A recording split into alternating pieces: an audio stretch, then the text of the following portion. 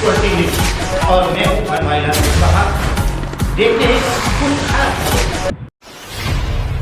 UP में होगी बड़ी पैमानों पर शिक्षकों की भर्ती। यूपी टेट के बाद शुरू हो सकती है प्रक्रिया। जी हां, सरकारी नौकरियों की इच्छा रखने वाले उम्मीदवारों के लिए बड़ी खुशखबरी है। उत्तर प्रदेश सरकार प्रदेश में शिक्षकों की बड़ी पैमाने पर भर्ती की योजना बना रही है। ताजा जानकारी के अनुसार सरकार इसी महीने इस संबंध में घोषणा कर सकती है। मीडिया रिपोर्ट्स की माने तो सरकार ने भर्ती आयोजित कराने वाली एजेंसी से इस संबंध में प्रस्ताव भी मांगा है। साथ ही ये भी जानकारी सामने आ रही है कि यूपी टेट 2021 का आयोजन नवंबर 2021 में कराया जा सकता है। अगर सब कुछ ठीक ठाक रहा तो यूपी टेट के बाद दिसंबर में शिक्षक भर्ती परीक्षा भी आयोजित कराई जा सकती है। इसके साथ ही दोस्तों, प्रधानमंत्री आवास में 5 साल रहना होगा वरना निरस्त होगा आवंटन। जी हाँ, अगर आपको प्रधानमंत्री आवास आवंटित हुआ है तो यह भी जान ले कि इनमें 5 साल रहना होगा, अन्यथा आवंटन निरस्त हो जाएगा।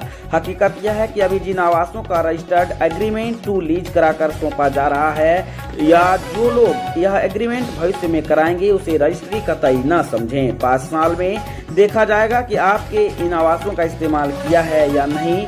अगर इनमें रह रहे होंगे तभी इस एग्रीमेंट को लीज डीड में तब्दील किया जाएगा, अन्यथा विकास प्राधिकरण आपके साथ किए गए एग्रीमेंट को भी खत्म कर देगा। इसके बाद आपके द्वारा जमा की गई रकम भी वापस नहीं होगी।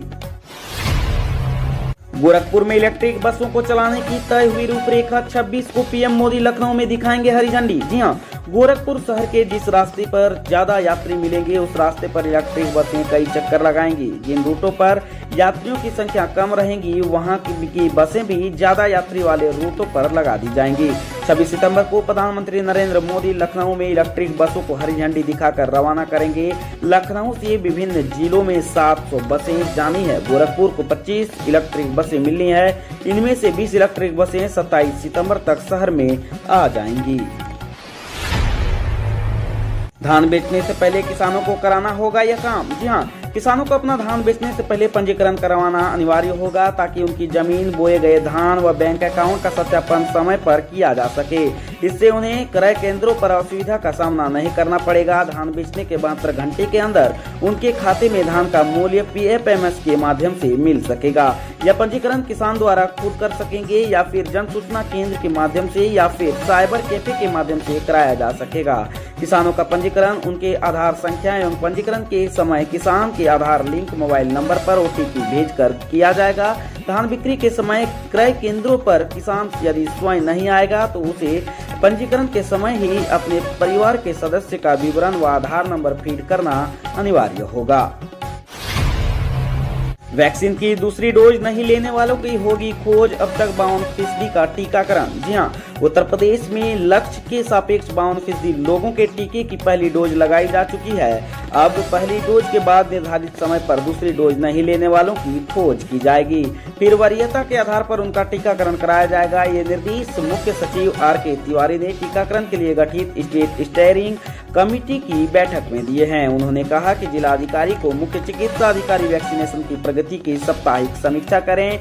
बैठकों में जिलों के ऐसे क्लस्टर चिन्हित करें जहां मानक से कम टीकाकरण हुए हैं। ऐसे क्लस्टर में वैक्सीनेशन बढ़ाने के लिए अलग से रणनीति बनाएं। बैठक में अधिकारियों ने बताया कि टीकाकरण के लिए 15,04,98,820 का लक्ष्य रखा गया था। इनमें से 7,87,33,864 को पहला डोज और 1,70,84,035 को दोनों डोज दी जा चुकी है।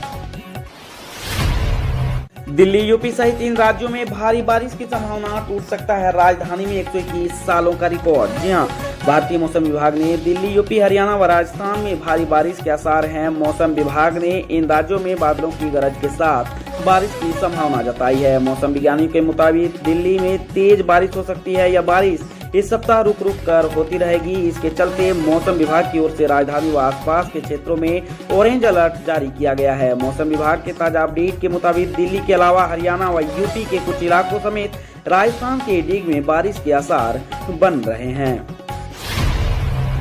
गोरखपुर में मलेरिया ने दी दस्तक, रोकथाम की तैयारियों में जुटा विभाग। जी हां, मलेरिया के 2 मरीज मिलने के स्वास्थ्य महकमे में हड़कंप मच गया है। जनवरी से लेकर अब तक लगभग 6880 नमूनों की जांच हुई है। इसमें मात्र 2 मरीज मिले हैं। इससे स्वास्थ्य विभाग का मानना है कि मलेरिया के मामले बहुत कम हैं, फिर भी सतर्कता बरतनी जरूरी है। लोगों को साफ सफाई व बचाव के प्रति जागरूक किया जा रहा है। सीएमओ डॉक्टर सुधाकर पांडे ने बताया कि मलेरिया के 2 मरीज मिले हैं, उनका इलाज चल रहा है।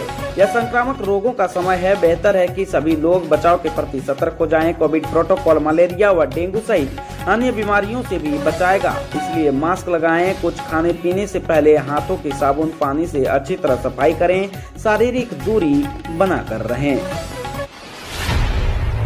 मिले ओवैसी और शिवपाल, किसका होगा बेड़ा पार? जी हां, इन दिनों होने वाली हर सियासी मुलाकातों के बड़े मायने निकाले जा रहे हैं। हो भी क्यों ना, विधानसभा के अहम चुनाव जो होने जा रहे हैं, ऐसे ही एक मुलाकात फिर से असदुद्दीन ओवैसी और शिवपाल यादव के बीच हुई। इसके बाद दोनों के बीच गठबंधन की अटकलें शुरू हो गई। हालांकि मुलाकात के बाद शिवपाल ने न तो कुछ बोला और नहीं बोला, लेकिन ओवैसी ने कहा कि शिवपाल यादव बड़े नेता हैं, ये उनकी कोई पहली मुलाकात नहीं थी। अब समझना ये है कि क्या दोनों के बीच गठबंधन हो पाएगा। सवाल ये भी है कि यदि गठबंधन होता है तो किसे फायदा होगा और किसे नुकसान, और गठबंधन नहीं होता है तो क्या स्थिति बनेगी? हमें कमेंट में जरूर बताएं आपकी क्या राय है।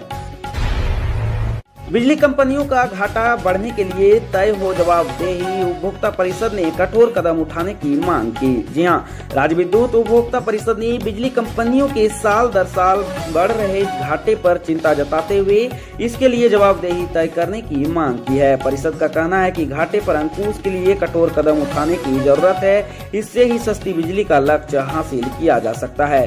परिषद के अध्यक्ष अवधेश कुमार वर्मा का कहना है कि बिजली कंपनी सुधार के बड़े बड़े दावे करते हैं, लेकिन हर साल उसका घाटा जो है तो बढ़ता जा रहा है। इसका खामियाजा प्रदेश की जनता को भुगतना पड़ रहा है। वर्ष 2000 में तत्कालीन राज्य विद्युत परिषद का घाटा 10,000 करोड़ पहुंचने पर सरकार ने विद्युत परिषद का विघटन करके बिजली कंपनियां बना दी थी और पूरे घाटे का जो है तो जिम्मा खुद लिया था, जबकि 20 साल में यह घाटा बढ़कर 90,000 करोड़ के ऊपर पहुंच गया है। कोविशील्ड वैक्सीन की 2 डोज के बीच गैप को कम कर सकती है सरकार। जी हां, केंद्र सरकार कोविशील्ड वैक्सीन की 2 डोज के बीच गैप को कम करने की अनुमति दे सकती है। केरल हाईकोर्ट के आदेश के बाद केंद्र सरकार इस पर विचार कर रही है। रिपोर्ट के मुताबिक प्राइवेट अस्पतालों और क्लिनिक में पैसे देकर वैक्सीन लगवाने वाले लोगों को ही पहली डोज के 4 हफ्ते बाद दूसरी डोज लगवाने का विकल्प दिया जा सकता है। फिलहाल दोनों खुराकों के बीच 12 से 16 हफ्ते का गैप अनिवार्य है।